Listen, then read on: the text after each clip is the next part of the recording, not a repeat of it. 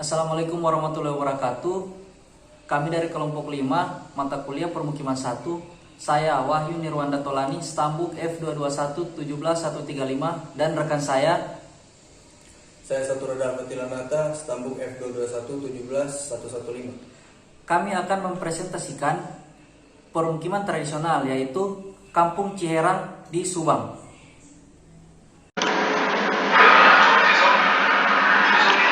Ya, bismillahirrahmanirrahim. Assalamualaikum warahmatullahi wabarakatuh. Saya Saturada Fatilanata, Stambuk F22117115. Kita akan masuk ke pembahasan permukiman tradisional yang ada di Kampung Ciherang di Desa Subang.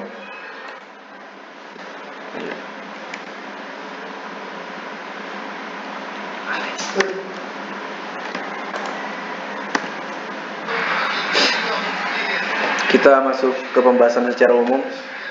Jadi apa itu permukiman perkampungan tradisional atau permukiman tradisional? Permukiman tradisional adalah hasil kebudayaan fisik yang dalam konteks tradisional merupakan bentuk ungkapan yang berkaitan erat dengan karakter masyarakatnya. Perbedaan wilayah, kondisi alam, dan latar budaya akan menyebabkan perbedaan dalam lingkungan ungkapan arsitekturalnya. Kemudian apa faktor pembentuknya permukiman tradisional adalah itu karena permukiman seperti ini biasanya penduduk atau masyarakatnya masih memegang teguh tradisi lama. Kepercayaan, kebudayaan, dan kebiasaan nenek moyangnya secara turun-temurun dianutnya secara kuat. Jadi itulah mengapa permukiman tradisional masih ada sampai sekarang, karena masyarakat yang tinggal pada satu wadah itu masih menganut kepercayaan-kepercayaan terdahulu yang dijunjung tinggi oleh nenek moyangnya hingga sekarang.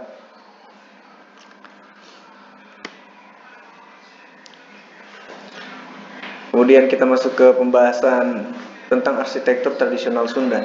Jadi faktor terbentuknya permukiman ini ialah karena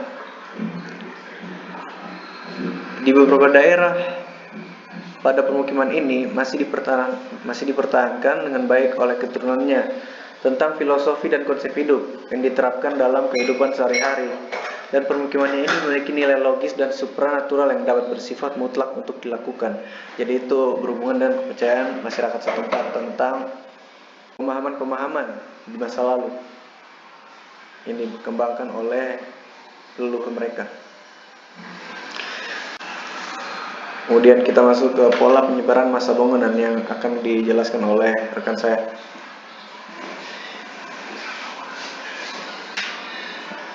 Oke, selanjutnya saya akan melanjutkan penjelasan yang sebelumnya telah dilanjutkan oleh teman saya. Kita masuk ke pola penyebaran massa bangunan. Dilihat dari pola penyebaran massa bangunan, Kampung Ciherang di Subang ini memiliki pola radial dengan pusat penyebaran di persimpangan jalan yang menjadi node di kampung ini.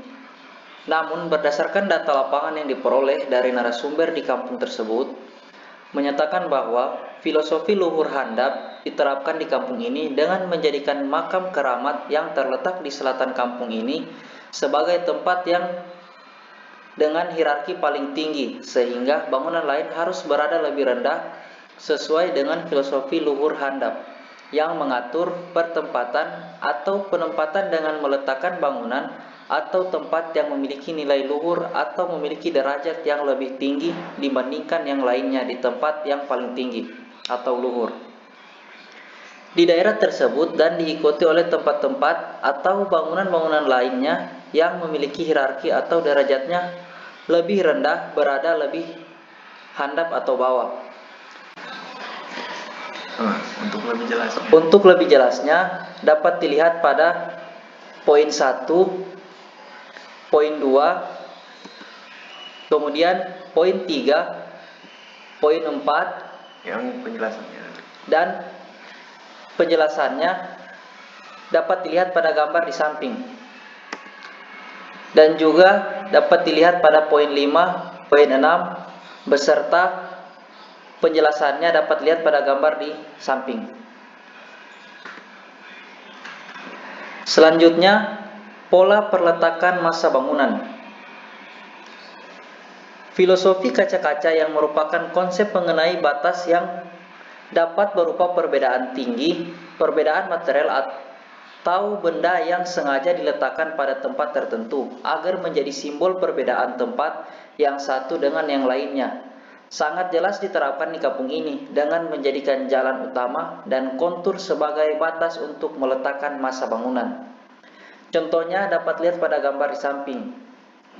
Pada gambar yang diberi warna merah, pada area ini terlihat jelas pola massa bangunan linear mengikuti garis kontur yang kondisinya tetap dipertahankan tanpa adanya pengolahan lahan miring yang signifikan. Kemudian pada gambar yang diberi warna hitam, pada area ini terlihat jelas pola massa bangunan linear mengikuti jalan utama di kampung ini yang merupakan terapan dari filosofi kaca-kaca. Gambaran contoh permukiman dapat dilihat pada gambar di sebelahnya lagi. Selanjutnya, orientasi massa bangunan. Apabila dilihat dari kondisi existing massa-massa bangunan di daerah Kampung Ciherang yang berada di Subang ini, hampir keseluruhannya merupakan bangunan rumah tinggal yang berorientasi menghadap ke jalan utama dengan tidak memperhatikan arah matahari, memperlihatkan bahwa massa-massa bangunan ini tidak menjadikan orientasi matahari sebagai suatu kendala karena bangunannya sendiri memiliki bentuk arsitektur tropis yang ditandai dengan bentuk atap miring, tritisan-tritisan panjang yang menjorok hingga membentuk daerah teras yang terbayang serta dengan banyaknya bukaan-bukaan untuk sirkulasi udara. Ya, itulah tadi penjelasan dari rekan saya. Bisa dilihat untuk penjelasannya lebih mendalam pada gambar yang tertera.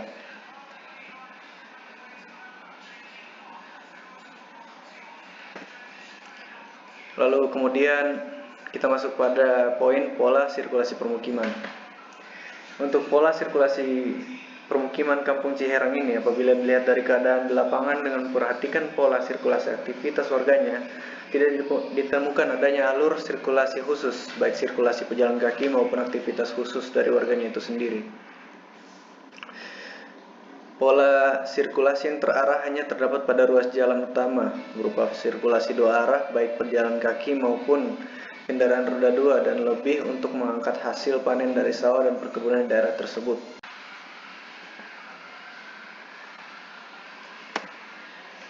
Ya, sekian presentasi dari kelompok kami, kelompok 5 tentang permukiman tradisional. Saya Saturada Fatilanata F221-17-115 dan rekan saya Wahyu Nirwanda Tolani, Stambuk F221-17-135. Ya, dengan ini kami pamit.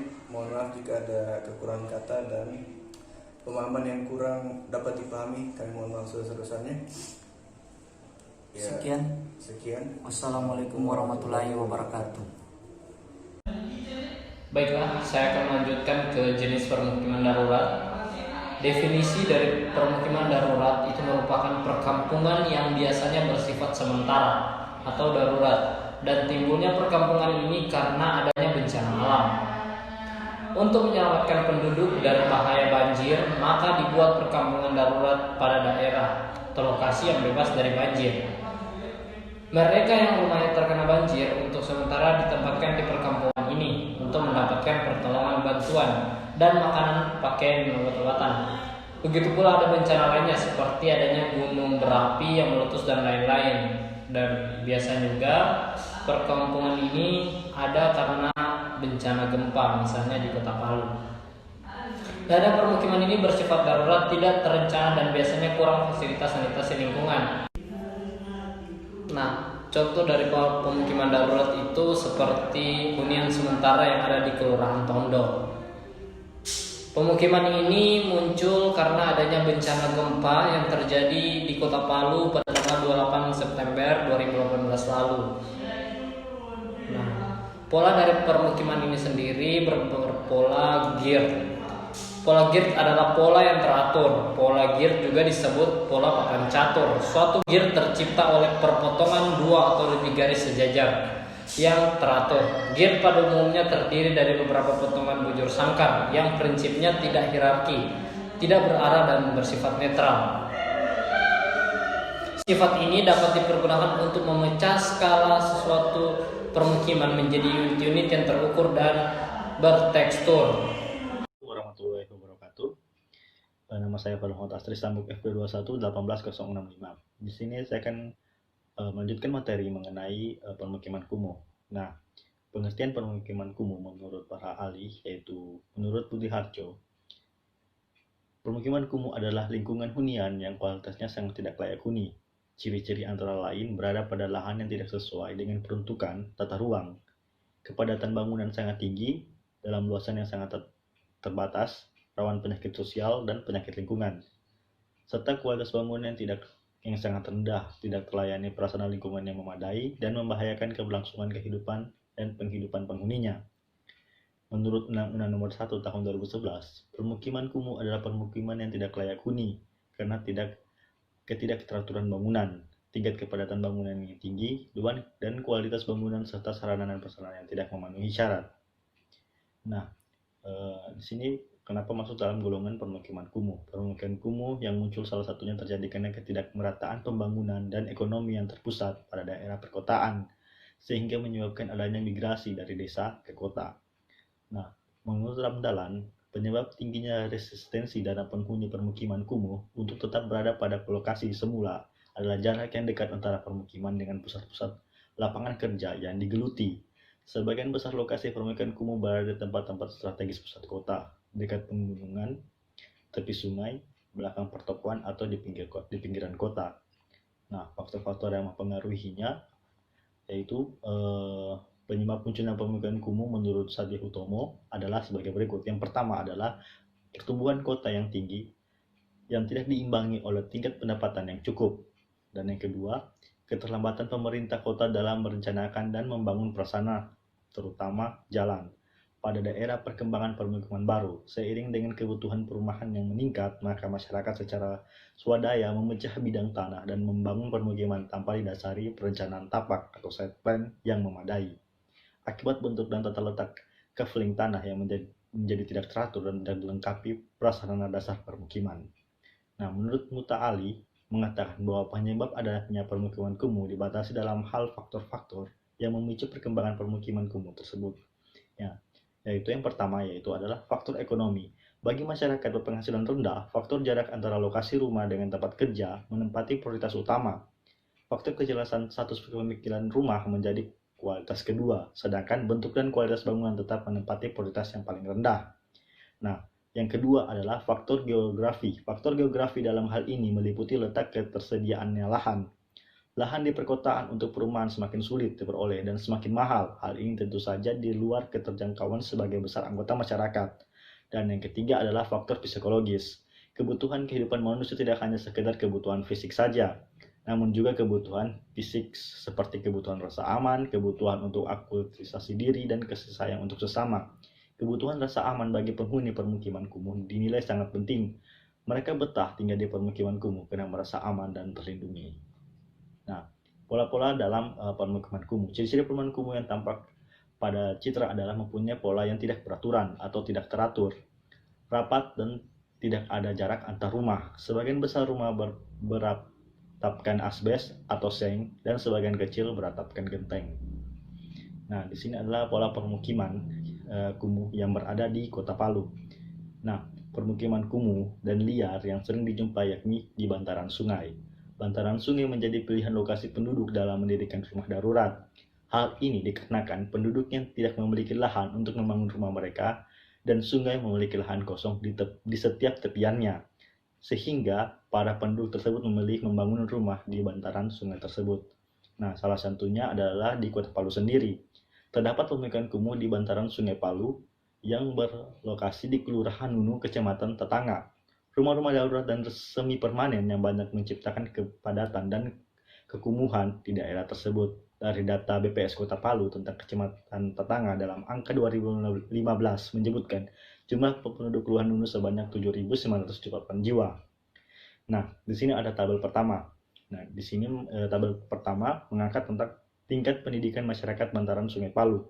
Nah, pada tabel pertama ini dapat terlihat bahwa sebagian besar masyarakat hanya berpendidikan SD sebesar 55%.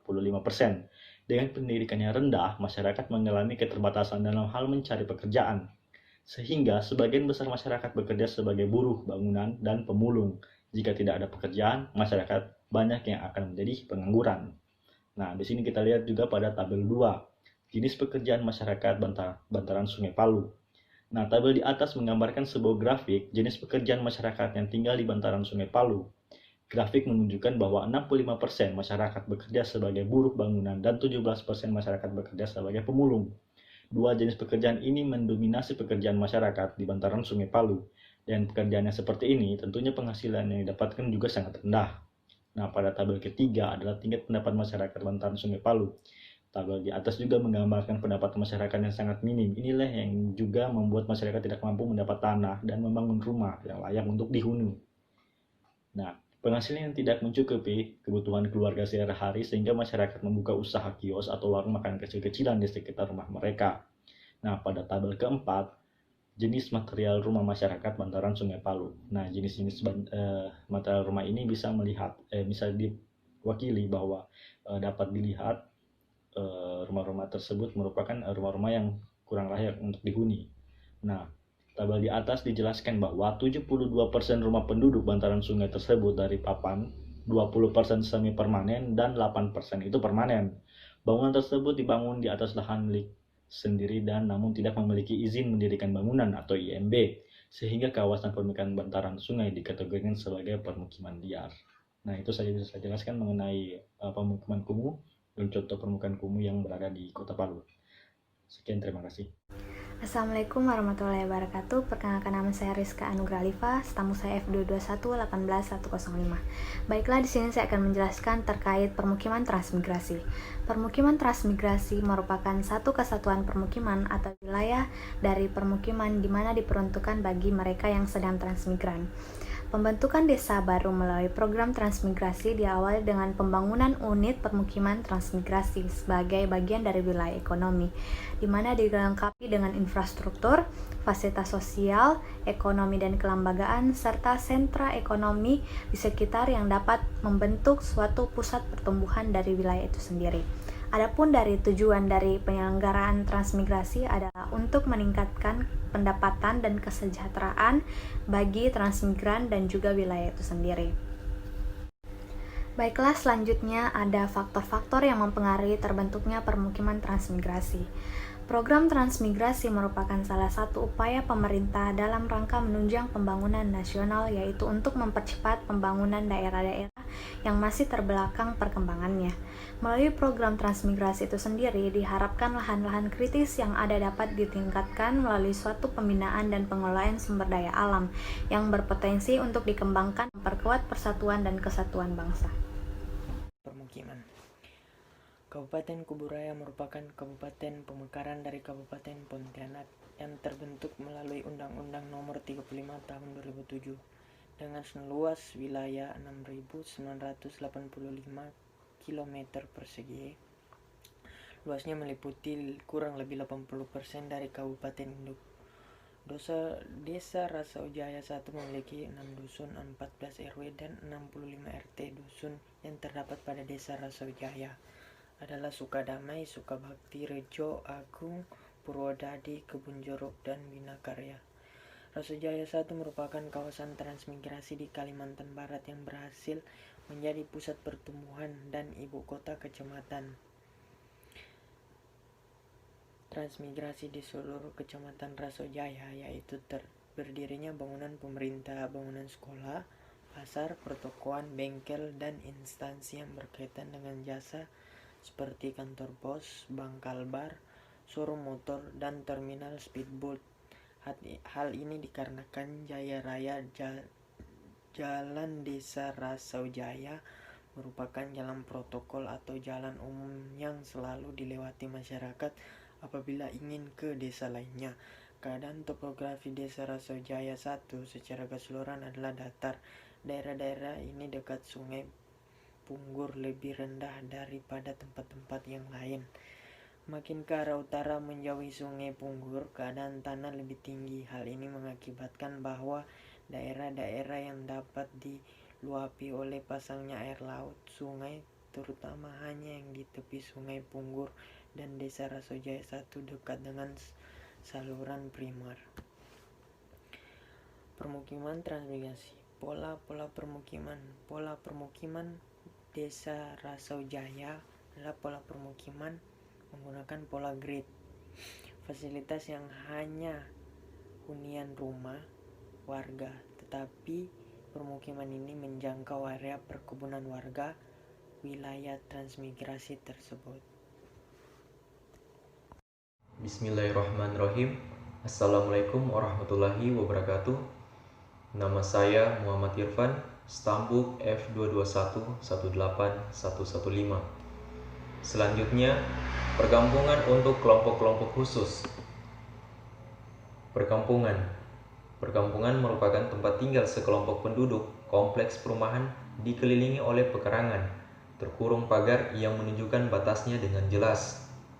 Kelompok khusus merupakan sekelompok masyarakat atau individu yang karena keadaan fisik, mental maupun sosial budaya dan ekonominya perlu mendapatkan bantuan, bimbingan, dan pelayanan kesehatan serta asuhan keperawatan karena ketidakmampuan dan ketidaktahuan mereka dalam memelihara kesehatan dan keperawatan terhadap dirinya sendiri. Berikut faktor-faktor yang mempengaruhi terbentuknya suatu perkampungan pada kelompok-kelompok khusus sangat dipengaruhi oleh aktivitas manusia di dalamnya yang meliputi bidang politik, ekonomi, sosial budaya, agama, dan faktor lain. Yang tak kalah penting adalah faktor alam seperti geografi, geologi, topografi, demografi, dan lain-lain. Maka dari itu, suatu perkampungan dapat terbentuk untuk kelompok-kelompok khusus. Berikut pola-pola perkampungan untuk kelompok-kelompok khusus.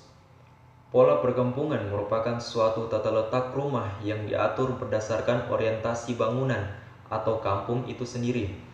Pola perkampungan terbentuk karena adanya pola jalan dan bentuk serta coupling yang akan dihasilkan untuk membentuk pola khusus perkampungan tersebut. Contoh khusus pola perkampungan suatu kelompok yaitu suku Bajo.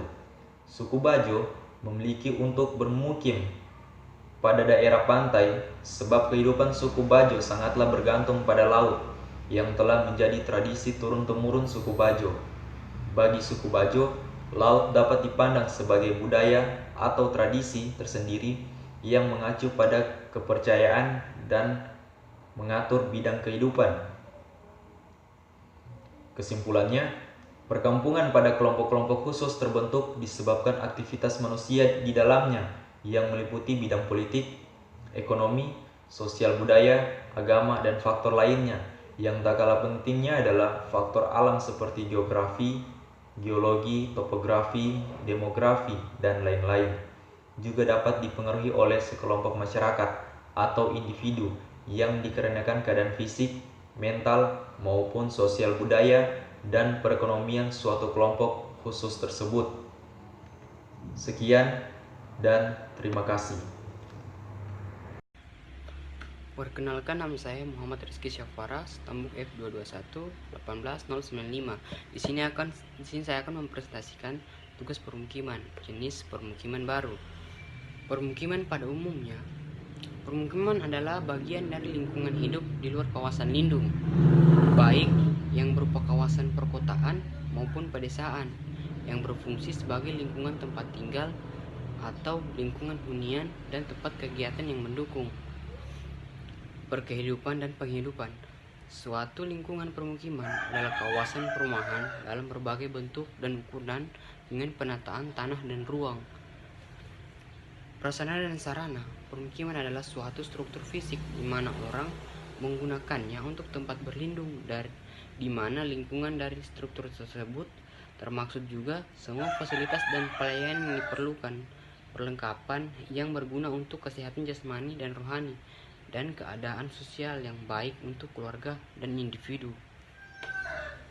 Menurut Winslow dan Apa, permukiman sehat dirumuskan sebagai suatu tempat untuk tinggal secara permanen, berfungsi sebagai untuk tempat bermukim, beristirahat, berekreasi, bersantai, dan sebagai tempat berlindung dari pengaruh lingkungan yang memenuhi persyaratan psikologis bebas dari penularan penyakit dan kecelakaan.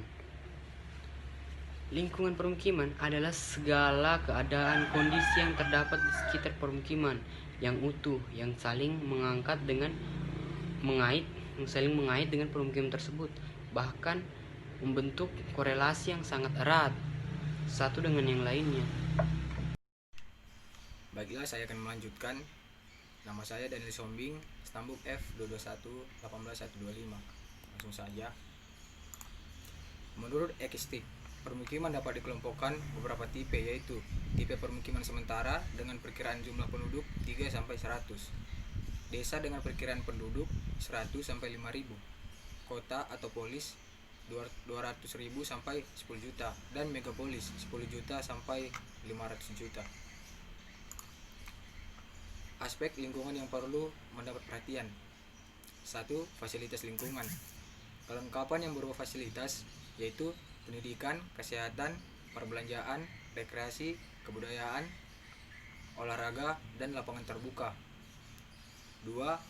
Prasarana lingkungan yaitu jalan, saluran air minum, saluran air limbah, saluran air hujan, pembuangan sampah, dan jaringan listrik.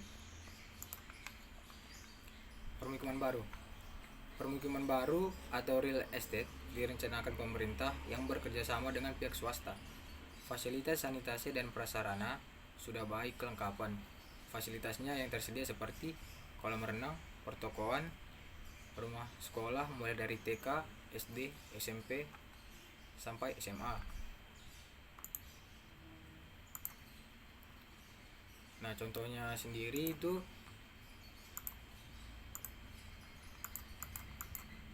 Huntap Permukiman Tondo. Huntap Tondo ini berada di Tondo, Kecamatan Mantikulore, Kota Palu, Sulawesi Tengah. Dibangun oleh pemerintah sebagai tempat relokasi korban bencana gempa. Pola permukimannya menggunakan pola grid. Fasilitas yang ada hanya hunian rumah tipe 36, tapi permukiman ini dekat dengan fasilitas seperti pendidikan mulai dari TK sampai universitas. Sekian dari saya.